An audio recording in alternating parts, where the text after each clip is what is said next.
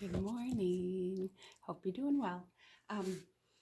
So to get this ball rolling, without further ado, we're going to get started. So every morning, every night, you need to do this. At very minimum, I expect it happening every morning. But if you don't have a PVC pipe yet, because I am going to give you some tools that you can use at home, you just need to start off with what you've got. So broomstick, mop stick, whatever works. We're going to take this dowel rod, simply enough, and place it on the floor. And then, I don't know, can you see that dowel? Oh, barely. You're gonna put your foot on the dowel, start at your toes, and you're going to put pressure on the leg that's touching it. And then just roll that foot forward. If you find any spots that feel like they are pressurized and they really hurt, press and hold even further. Don't forget to breathe, helps with everything. But you're gonna roll those hands and feet out, okay? And then afterwards, there we go, sorry, I don't wanna leave myself disproportionately stretched. So give yourself time, stretch them out.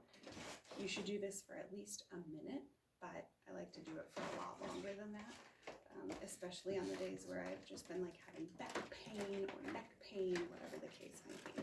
So I'm done rolling my feet.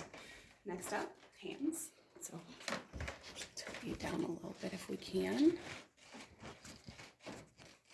Hands are easy enough, but sometimes it's a little bit easier. Oh my gosh, you'll have to forgive me. I do not have a proper camera set up. So hands are easy enough. Sometimes it's a bit easier if you've got two foam rollers. I don't, so this is what I have to do.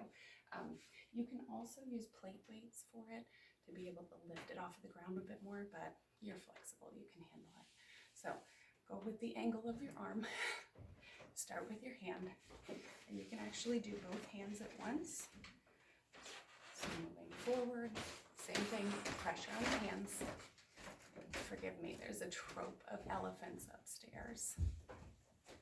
So you're gonna start with your hands, pull those out, and then once you get over with the hand, bend down a little bit further, and go up the arm. You can see my fingers twitching right now because I type a lot, so there's a lot of pressure in my hands and my arms. Boy, that one hurts. So anyways, once we're done with that, you're gonna start with some basic form exercises to work on core stability. So stability, we know, super important. What you're going to do is take your dowel rod. First things first, line it up on your back. So what you should have is it should be touching the top of your butt, right between your shoulder blades. Say hi to Marie. Come here, Bubbles. Yeah, there's the bug. So top of the butt, right? Right on that bone, right between the shoulder blades, back of the head. This is proper form. Now, when it comes to full proper posture, what you need to do is, starting with your feet, remember that they are your best tools for stability. We're going to start with, come on then, see if we can do it. There we go. Starting with your feet, you're going to stand on your two legs. Hopefully you have two. Damn it, this thumb keeps slipping. Start on your two legs. You're going to keep them hip width apart, so you can kind of lean, drop, it's about hip width. You're going to spread your toes as much as you can. If you can't spread your toes yet, don't worry, you'll be able to soon. I think you'll be able to just fine because of your Vibrams.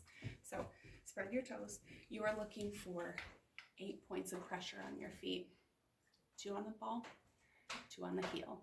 If you don't feel that yet, you will. We'll get there. You're also looking for all 5 points of pressure on your toes. Can you feel them? So starting off, grab your dowel rod just for stability purposes. And you are going to be facing a mirror if you've got one. And you're going to raise up on your toes, right? Simple stuff. So we're gonna just do some toe raises here. And we're gonna do some heel raises and back to that toe lift. So the point of this is to get those ankles warmed up. You want to do this every time too, because if you can see the inside of your ankles, see how you can see the back of my heel there? If you can see them outside, you know there's a certain adjustment that you have to make. So for my point, I almost always go pigeon-toed so I can see that outside. But when I stand on my toes, they tend to do this because I'm not stabilized well enough. So finding those 8 points of contact, this is how we do it. Pressing those toes in the ground, go up, and I can't see myself very well, so I'm just hoping I know my body. And we're just gonna do those toe raises. Make sure that your toes are gripping. Heel raises. Make sure your toes are gripping. And then feel those 2 points of contact on the ball of your foot. Now while you're doing this, if you don't need your rod to stabilize, put it back where it belongs, back here. And you can hold it above your head, down here, hold on to it. And you really shouldn't need much for stability, but everybody does it first.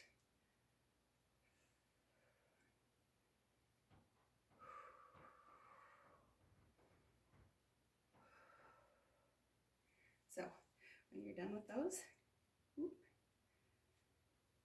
a few more. You're going to take your dowel rod, and first thing, we are going to start with lunges. So really simple stuff. I'm going to turn to the side now so you can see what I'm up to. So we've got our feet and our toes all warmed up. Let me see if I can get this adjusted just a little bit. Hopefully you can see. So my feet all warmed up, right? I'm going to put my dowel rod behind my butt. And now with this is what we call mountain position. If you don't have your dowel rod, mountain should still look like this. So starting from the ground up, what we're going to do is feel for those 8 points of contact, and imagine there's a screw in the bottom of your feet.